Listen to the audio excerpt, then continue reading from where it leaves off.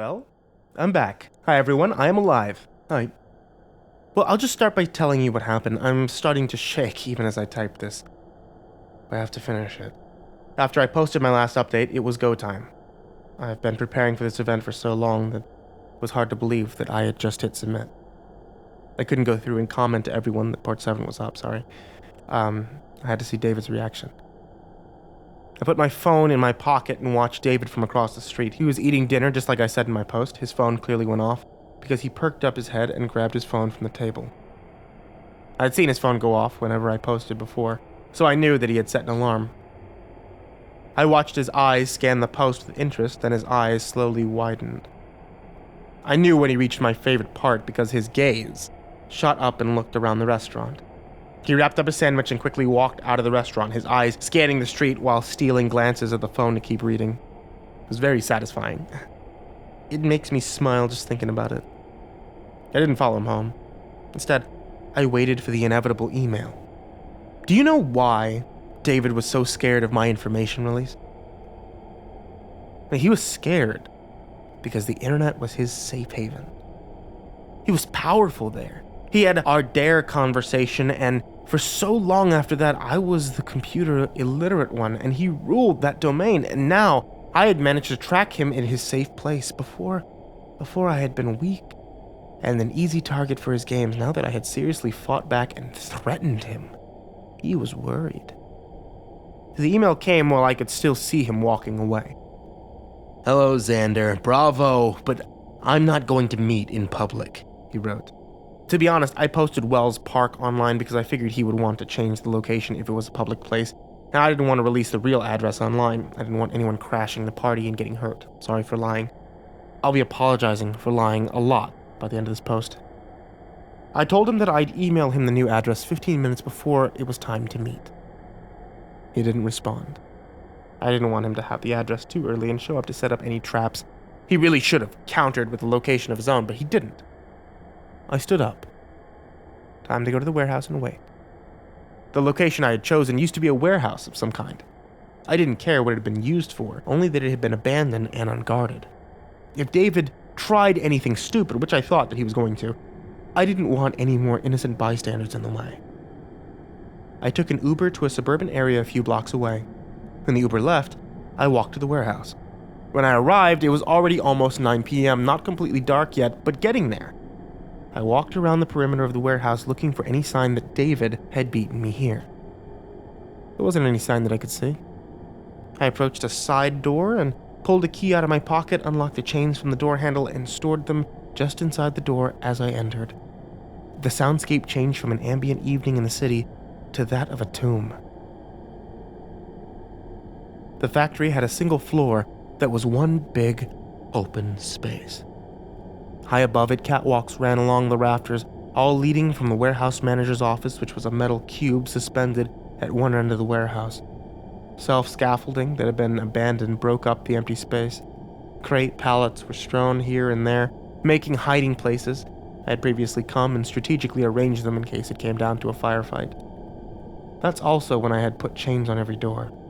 There were 4 entrances to the warehouse, not including the windows near the ceiling. I had chained them all except the one I entered through. That was my funnel. If you ever go hunting for live game, you know what I'm talking about. There was nothing left to do but to wait now. I sent him the address at 9:45. A rattle of the front door alerted me he was here. He was a half an hour late, which was an attempt to unnerve me. The door jolted repeatedly, but the chains held it shut. It was dark now. The only light streamed in the windows from industrial-style street lights outside. "How am I supposed to meet you if you won't let me in?" David called from outside. The hair on the back of my neck arose despite all my preparations. It was time. David tried all 3 doors. He skipped over the only one that had been unlocked until he absolutely had to. He knew what a funnel was, but he had no choice. The windows were too high and would result in a very high fall once he got in. The side door silently opened, and in walked David fucking King. I stayed where I was, hidden behind a wooden crate stacked with pallets. If he came in shooting, I didn't want to be an easy target. Slow clapping filled the echoing room. Well done. Well done. Well done, David chanted. I peered through the pallets to see the door shut behind David. He was alone. Where is she? I shouted just loud enough to be heard. I'm very impressed with you, Xander. Completely unexpected.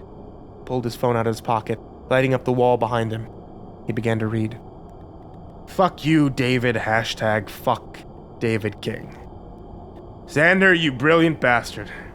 Go get your girl. We're coming for you, David. Thousands of these, almost all saying the same thing. How does it feel to have people rooting for you?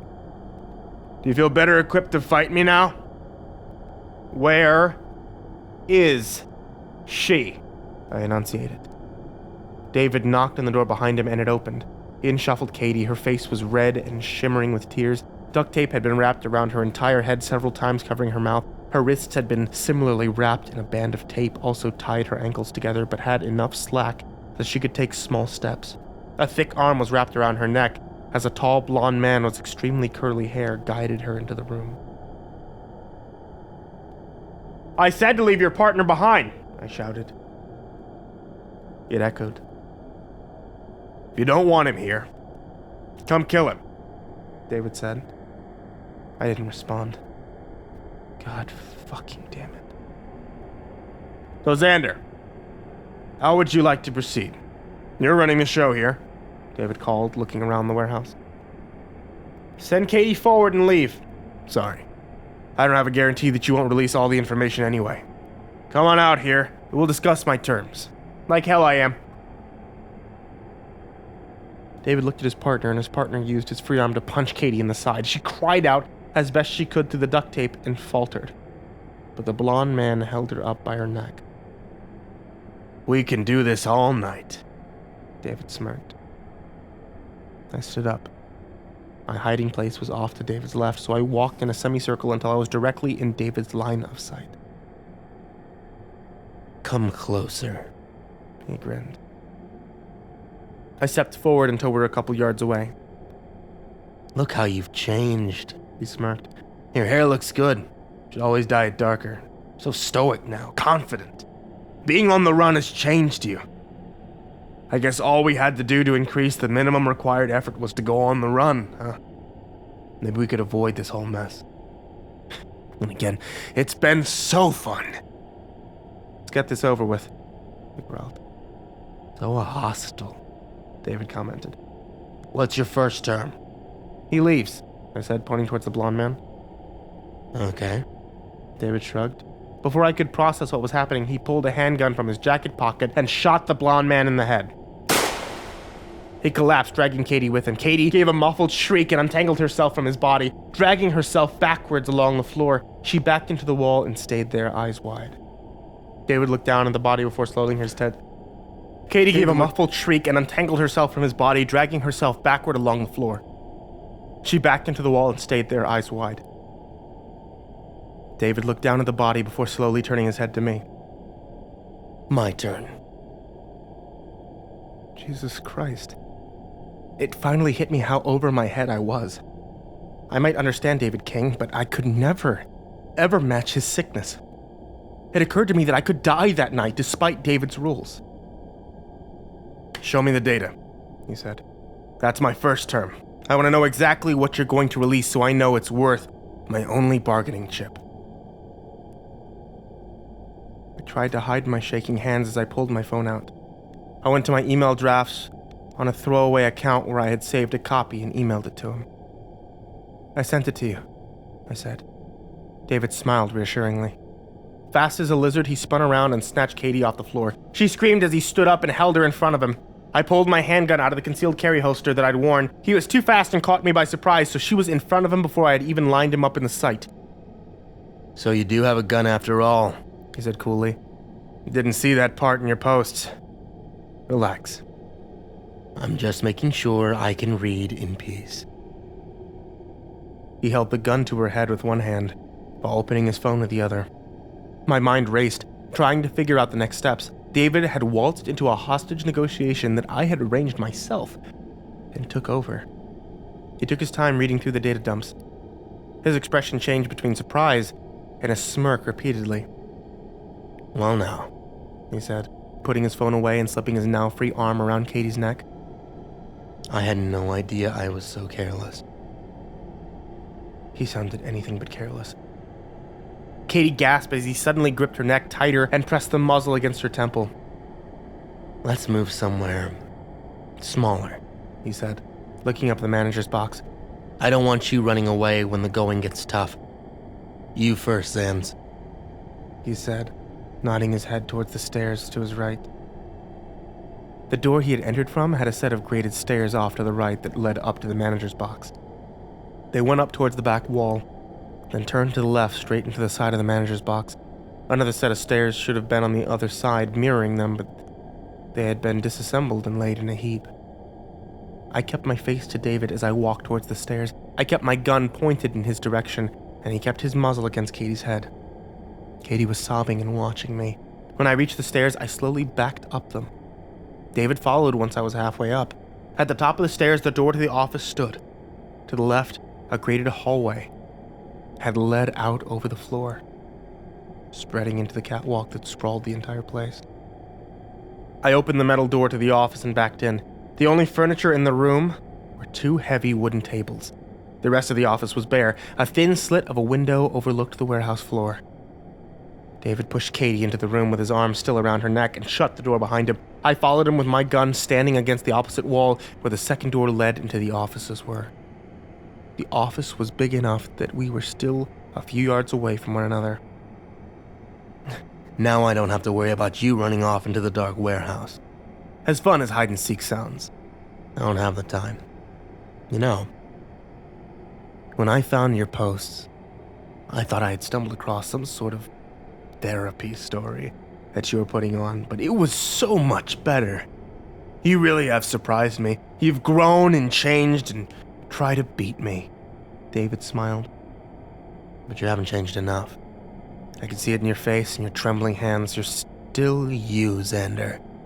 You've changed your exterior, but inside you have the same motivations and weakness." He tightened his grip on Katie again. "I know your next term is for me to let Katie go, so I'm gonna skip your turn. I know you'd prefer that she remain in my custody rather than get shot, so I suggest you put down your gun." I stood my ground. I wanted to take a shot, but didn't want to risk him being faster than me. I was confident in my aim, but not my speed. "Put it down," he said again. I stayed. In an instant, the gun left her temple and fired a shot into the floor, returning to her head. She sobbed, and the heat of the barrel on her skin must have hurt. "I'm not fucking around, Xander!" Slowly, I set the gun on the floor and kicked it in his direction. "Good choice," he said calmly. "Have you realized why you're here yet?" My face answered him. What did that even mean? Of course I did. "You think you're here to save Katie, but you aren't. She's been gone for a year now. You've only built up memories of her. The Katie you knew is dead. Not even that Katie is the reason why you're here. No, you gave up a happily ever after with Katie long ago. This isn't a hero's quest to save the princess. This is a revenge assault on the dragon." I tightened my jaw. I refused to admit that he was right. This isn't about saving her. This is about outsmarting me. Keeping Katie safe and sound is just a result, David said, his smile growing. "So in that sense, you and I are the same now. It's about outsmarting the other one. You've started out simply living life, then progressed to defending yourself, then to protecting your loved ones, and now you've arrived where I wanted you to be all along, trying to ruin me. It took you a couple of years, but you made it. At least, most of the way. Even if Katie isn't the true reason you're here, she's still a weakness. I'm gonna guess that other people in your life are the same way. You still have weaknesses that tie you down. I learned how to get rid of mine." "Like your mother?" I snipped. "She was a liability. It wasn't personal." "You're a sick fuck." The door behind David silently opened. I'd oiled those hinges for hours, making sure that they made absolutely no noise. "About to get a lot sicker," he said. He started to pull the trigger when he was tackled from behind. Cody tumbled out of his grasp, and he tried to use both arms to catch himself. His gun went off, but the shot hit the wall. Cody rolled away from David's reach. David started to get up, but the assailant was on their feet. David, on his hands and knees, looked up at the attacker.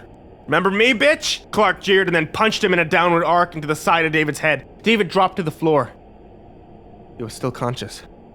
He grabbed Clark's legs and tore him down to the ground. I raced forward and pulled Cody out of the scuffle. I dragged her out the door before getting her to her feet and cutting the tape on her hands with my pocket knife. There wasn't time to get the layers off of her head. She was wide-eyed. "Run!" I hissed. "Go outside! The cops will be here soon!" I turned back inside to go help Clark. Not a romantic reunion, I know, but there was still a psychopath in there. David and Clark were wrestling on the floor, throwing punches and grappling with one another. David was bigger and landed a few hard punches, looking over my shoulder, making sure Cody was stumbling down the stairs. I dove in, aiming for my gun that was still beside the scuffle.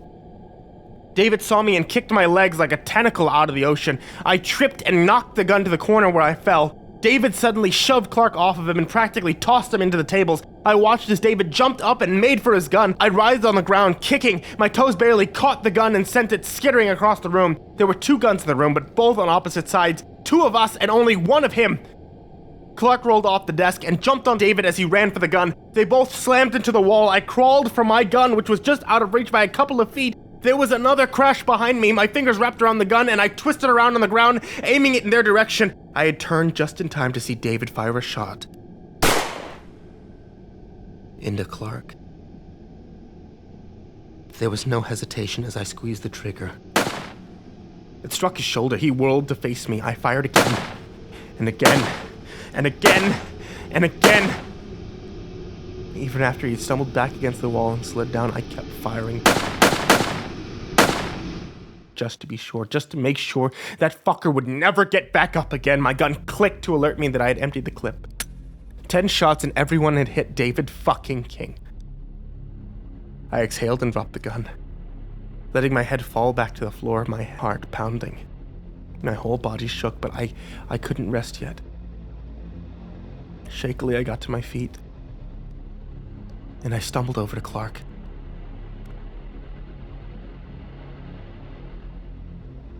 He was crumpled against the wall, clutching his left shoulder. Blood oozed through his fingers. "Damn, he shot me," he said, clearly in shock. That's when the police sirens could be heard. "Get out of here," he said to me. "No, I'm not going to." "I'll be fine. Police are going to be here any second to help me. Just get out. Get back on the run. I'll contact you when it's safe," Clark yelled. "Go! I'm not letting you get arrested again until they figure the facts out." I rushed towards the door, stuffing the gun back into my pants as I ran. I paused at the door. "Thank you," I said, looking at Clark. "Go!" he yelled again. I sprinted down the steps and ran to the door furthest to the back of the building. I unlocked the chains on the door and pulled it open. Ducking into the night, I had run this path over and over, making sure it was good enough for an escape in case something went wrong. I went to my previous established hiding place and hunkered down to stay hidden. I sent a text to the server my script was on and entered the password to cancel the info dump. There never was a second person. That was a bluff. There was no reason to release that information to you now since David is dead, and I'm sorry. I really appreciate the level of support to ruin David, but there's no point now. I thought he'd be alive afterward. The police will get that eventually as evidence, though. As I tapped out, I am alive, and the thread to alert everyone that I was survived. Then I collapsed into sleep. This morning, I was thinking clearly again and feeling better. I ate and drank lots to counter the shock. I've started making plans on where I'll go next. It isn't safe to stay here much longer. The news hasn't said anything about the incident yet, but I'm sure the story will break eventually. I've stayed glued to the radio app on my phone all day today, and I'm even listening right now, hoping for an update on Cody or Clark. Thank you, guys. You've helped me remain positive these past few days and set this trap. It's finally done.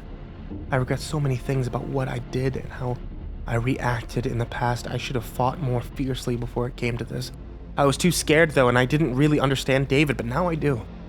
Only now it doesn't matter because he's gone. From here, I'll continue to stay with him. I don't plan to turn myself in until Hernandez says the prosecution is ready to drop all charges. Hernandez is trying his hardest back at home to mitigate the evidence against me and all those charges.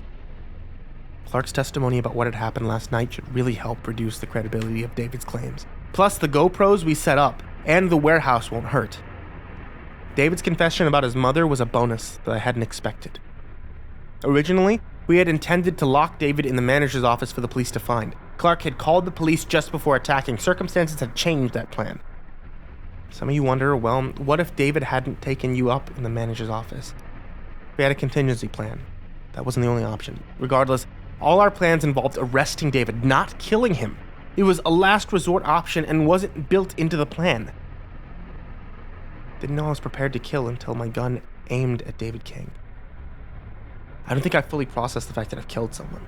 I don't know how I'm supposed to feel, or act, or think, or anything. I feel like I'm acting the wrong way. Anyway, there's another part that'll help persuade the prosecutor to drop their charges against me. I lied before when Hernandez came to visit me in jail. I said that he told me that he couldn't talk about Isaac's death, but he did tell me. They found a video file on Isaac's computer from the day he died. He'd been recording himself playing games for YouTube when there was a crash of silverware in the background. Isaac didn't hit pause on the recording and left the room to investigate. David came flying back into the room, shoving Isaac onto the bookcase. He slammed the door and was on him in seconds. The assault lasted only minutes. David walked out, leaving the door wide open. The camera watched him come back into the room with a pillow. He held the pillow against Isaac's body and hit it repeatedly. All the dead skin from my pillow fell onto Isaac's body. They found those traces on Isaac's body, but the video proved that I hadn't killed him. David had walked out and locked the door behind him. He'd made a mistake and hadn't checked what was running on the computer. All he saw was the game. Hernandez and I had been in contact while I was first on the run. I lied about that too. When I had first contacted him, he started crying on the phone, apologizing repeatedly. He told me that he knew if I stayed in jail that I would at the very least lose a lot of time out of my life. While the trial went on, even if David was accused later as more evidence came out, he had accepted David's deal and demanded that I be given half of the $15,000 that he was paid. David, as you know, only gave me $2,000, but Hernandez had hoped that it would help me lay low and evade capture until he was successful in contesting the evidence. We fully intended to report the bribe to the police. He told me that after my escape from the car, the police were very suspicious about the circumstances of my escape. There were too many holes in my story, and Hernandez had been sure to point out every last one repeatedly to his boss. A lot of you pointed them out too. Paint from the truck rubbed off bars separating the front seat from the back seat, GPS in the truck marking his whereabouts, and the location of the crash in relation to the time David sounded the alarm, etc., etc. David had clearly been desperate to get me out of jail. He risked bribing an officer and left a lot of his plan up to chance to get me out. David just didn't want to end the game yet. If I went to jail, it was over. Yet there was still so many ways he could ruin my life. His need for quick action led to mistakes. Hernandez also told me when he came to visit that Jackson had turned up. He'd come home a couple days after I was arrested and was brought in for questionings. He held proof and witness that he had been staying with family for a few days. When asked about the break-in and theft, he told his story. David had knocked on the door just as Jackson was finishing packing to go on vacation. He told Jackson that he was a friend of mine and was helping me move out. Jackson let him in, finished packing. He was just walking towards the door with his suitcase when David asked if he would be willing to help carry out the TV. Jackson agreed and carried it out with David.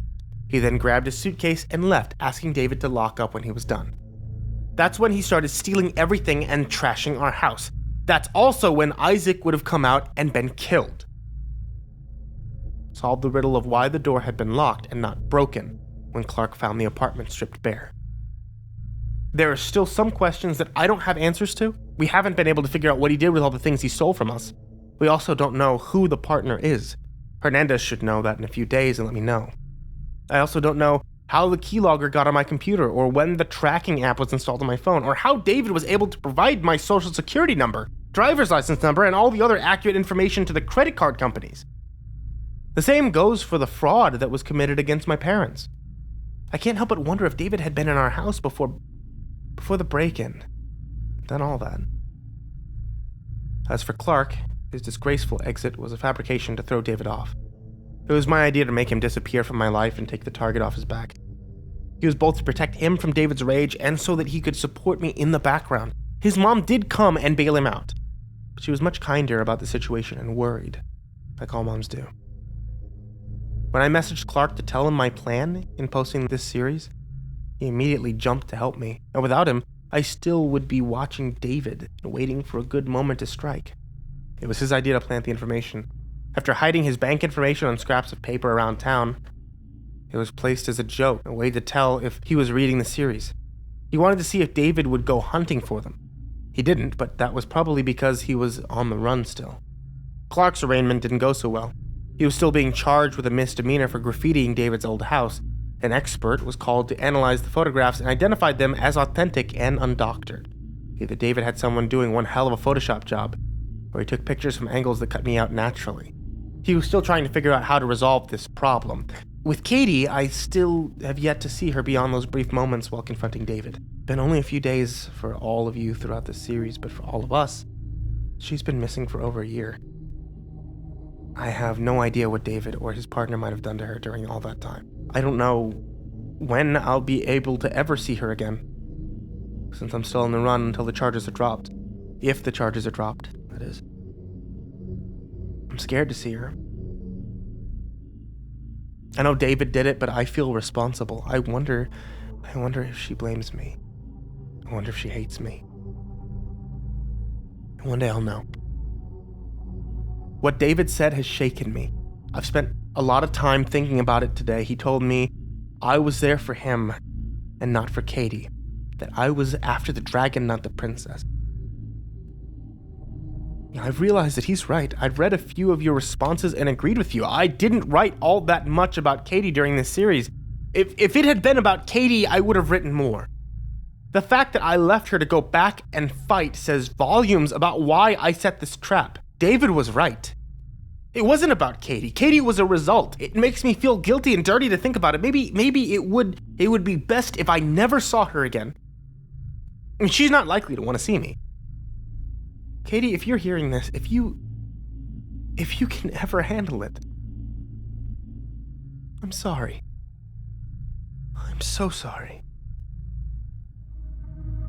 Once again, thank you, all.